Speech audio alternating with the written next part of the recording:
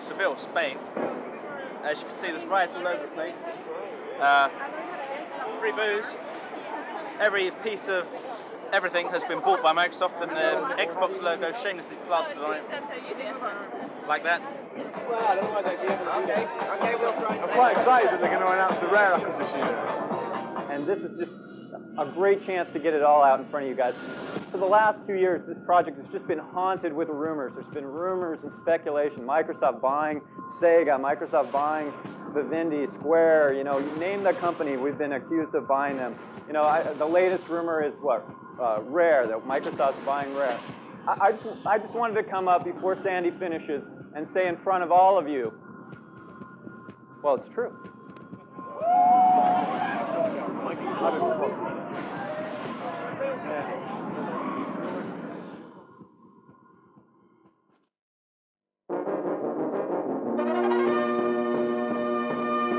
So how long ago did you start negotiating this deal? I think the first contact was made earlier this year.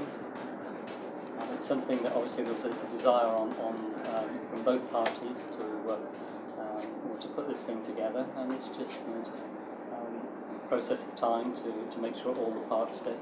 Did you ever consider floating the company or taking that?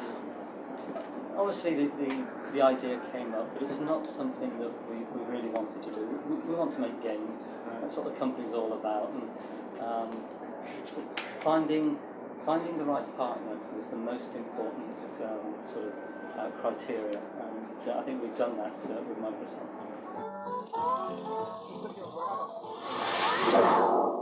There are a few franchises, pretty famous, popular franchises mentioned yesterday during the conference. Any chance of any sort of vague hints that we might be able to see on Xbox in the future? Well, obviously, even by genre. We demonstrated, we showed a video of Cameo, so that will be one franchise, and a very brief intro of Perfect Dark. So those two are definitely coming to Xbox, and we have a few surprises back at home as well. With hindsight, I mean, obviously you don't because you had to do what you did, but do you feel a sort of a bit of a shame that you developed a lot of IP and moved a lot of stuff forward that you sort of had to let go of now?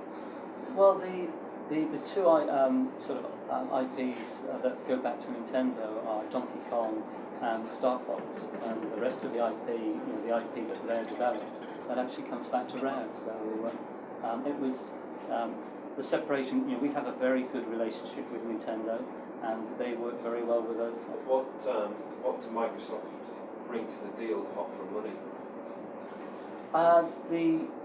We wanted a partner with the right vision, a vision and optimism for the future, and just listening to what Microsoft has been portraying in the recent past. I mean, it's there. There's a lot of optimism, and that is really good to see. We believe in this industry. We've been making games for over 20 years, and it's our life. And we want someone that actively believes in the future. Do you sort of see yourself exploiting Xbox Live in the coming years? Yeah, definitely. It's a really important feature of the Xbox platform. It's something that has been well thought out. You obviously can tell that the Microsoft people have put a lot of thought behind what will make connectivity really work. So yes, we're very excited, and we do have plans to incorporate that in our future games. Have you done any work on kind of online stuff so far? We have some research back at the company that we're actively involved with at this stage. Right. What is it? I can't tell you. What's your research telling you? I suppose it tells us it opens up a new door. We're just opening up this door, and we don't really know at this stage what we're going to find on the other side, but it's a new world, and we're really looking forward to exploring that. Yeah, I mean, I think we've learned a lot from the acquisitions that we've done. Bungie, for example, is one that certainly has worked out well, but also that we've learned a lot from. We took them and move them from Chicago to Seattle, and then we kind of had to do a lot of work to recreate the environment that they had before and try and make it back to the way they like to work. So going into this deal, it was really important to us and to them to really preserve everything as it is, to make sure that we keep the magic the way it is. And so we've been able to structure this deal in a very unusual way for Microsoft, to just keep everything the same, so that for the average employee, it's going to seem I still work for Rare.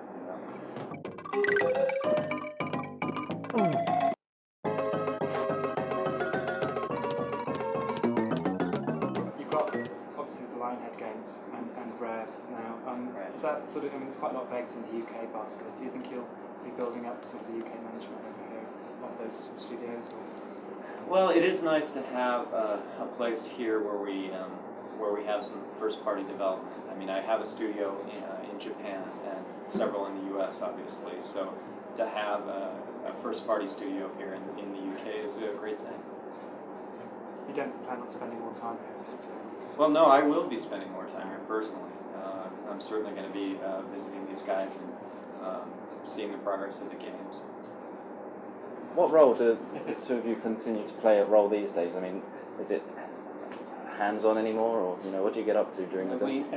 We are actively involved in all of the games that we make. Games are our life, and it's what we want to do. And I think actually the Microsoft deal will give us more time to devote to that. Myself, I'm still the technical director of Rare, and Tim is the creative director.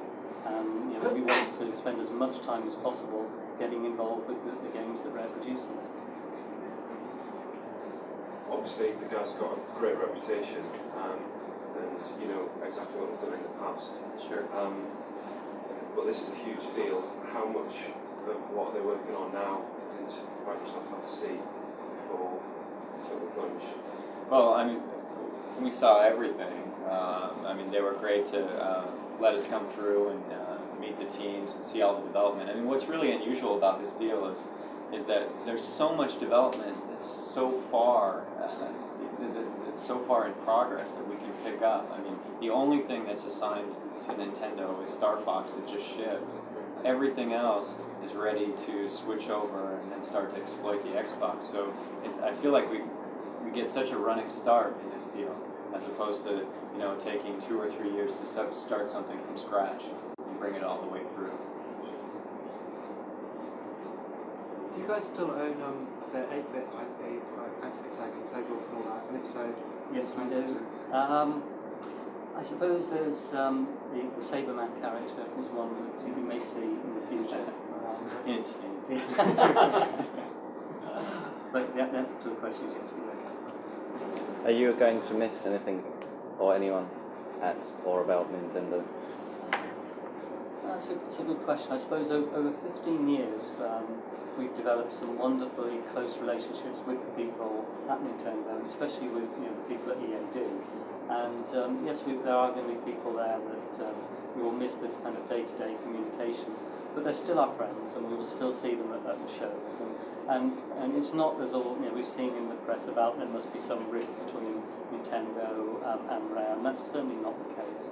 And I think that's borne out by the fact that we've been able to sort out all of the IP ownership issues. So yes, a few sort of tinges of sadness in terms of the people we leave behind, but obviously we're very excited about all of the new people that we're meeting at Microsoft and their kind of vision for the future. I mean, that really does excite us. So we're really looking forward to it. Obviously, we've heard the official line, but how has your experience been so far with regards to Xbox development? Is it really as great as they have us believe? It's the best development environment we've ever experienced. The Cameo demo that was shown last night took us 2.5 weeks to put together. I mean, we're just amazed by how easy that was, and we just feel now that we're going to have far more time to actually focus on the content and really, sort of explore new possibilities rather than just worrying about the underlying sort of technology and everything else that goes along with making great games. So it's the best development environment we've ever experienced. So the little dig at Pikmin at the end, what was that all about? There was a little dig at Pikmin, wasn't there? Or was that just my imagination? No, I think or was I drunk? people liken these little characters to Pikmin, but nothing intended there. Okay. They were actually in the cameo game, if you noticed. They Oh, were they? Oh, separate. Right. Were there any games you wanted to make with Nintendo that you couldn't make? Or any?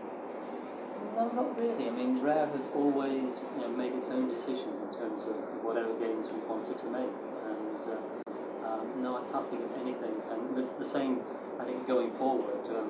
We have a very strong belief in our own ideas, and I foresee that continuing. Creativity is a very fragile kind of beast, and you need the right environment in place to make great games. And so it was more important than anything else to find that right partner. And now that we've done that, I think you'll see that the best games we've ever made will come out of the following years. So we're very excited.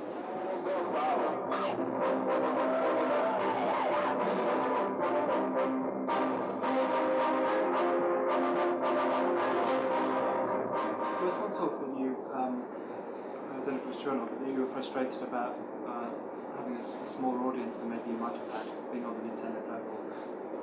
No, we've never been concerned about that. We just want to make great games. There seems to be a lack of the more kind of immediate titles. Obviously, there's arcade-style titles from Sega, Right. but a lot of it tends to be very in-depth, very involving, very time-consuming.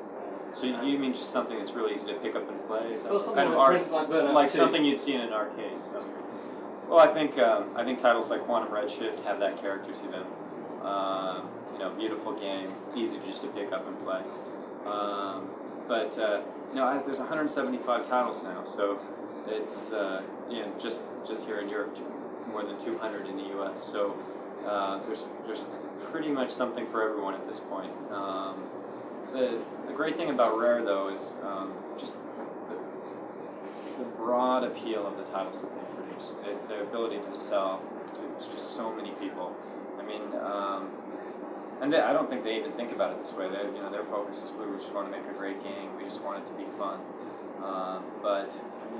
When their average sales is 1.4 million units, it's incredible. So that I think is really going to help us broaden the audience for the Xbox, and that's a great thing to have. Do you think you can learn from them? Oh, I think I have a ton to learn from these guys. We're not going to let them in. There's only so much they'll share, I've known these guys for several years, and it's funny, they've come over, I've seen Chris will come over during a trade show and say, what's with those monitors you're using? So I've learned from him even before this deal. No, I mean, with more than 20 years of experience, these guys are just, there's no one like them in the business. And not only that, but I feel like they've worked with some of the best, working with the core Nintendo team, working with Miyamoto. I feel like they've picked up a lot from that as well. I don't know if you guys feel that way, But the way you make games, I think it'd be fair to say is maybe it's part of the myth, but you do operate in a slightly different way. Like there's not so much and I think it's a good thing if I'm on the press, not so much press, back and forth, and internally you're quite sort of divided, aren't you? And you tend to get people who haven't worked for other companies before. I mean, all of those things are different things, different to the way the studios tend to work. I think Tim would be great to comment on how they make games. Don't mean it last. Rare has a different philosophy. We don't really have any or much contact with other game development companies, and we just do things the way that I guess they've evolved.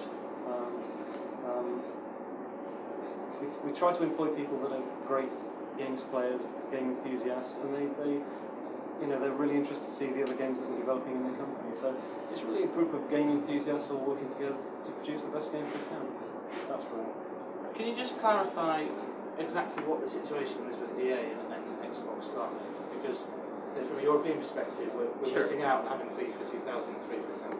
Sure, we're in ongoing negotiations with EA on Xbox Live. It's not unlike the situation with EA first coming to Xbox. It was one of the longest negotiations, and ultimately they came to the platform, and we were both happy.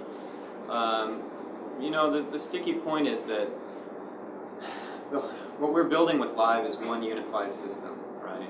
One worldwide unified system where in every game you can talk. In every game there's one name that you own that's around the world. In every game you can find out where your friends are, you can invite them and have them join you. There's a handful of things that are very important to us as the foundations of the platform. And until we can guarantee that those will exist in the EA games that come to the platform, we won't be able to find agreement between us. So that's basically the sticking point of the discussion. They've invested hundreds of millions of dollars in building their online gaming system, EA.com, and they don't want to see that go to waste. You know, for most publishers, it's a great thing that we built Xbox Live so that they don't have to worry about building their own server centers and managing them 24 hours a day and dealing with hackers and all the other issues. For EA, they have a lot of that expertise already, and so for them, it's boy, how do we take our system and have it work with your system, and how much of that shows through to the end user, etc. It's a complicated situation. So.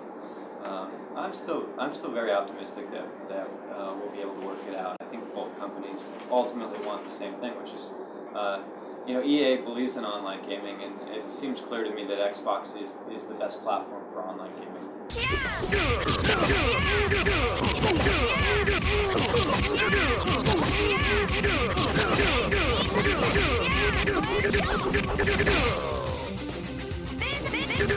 Yeah!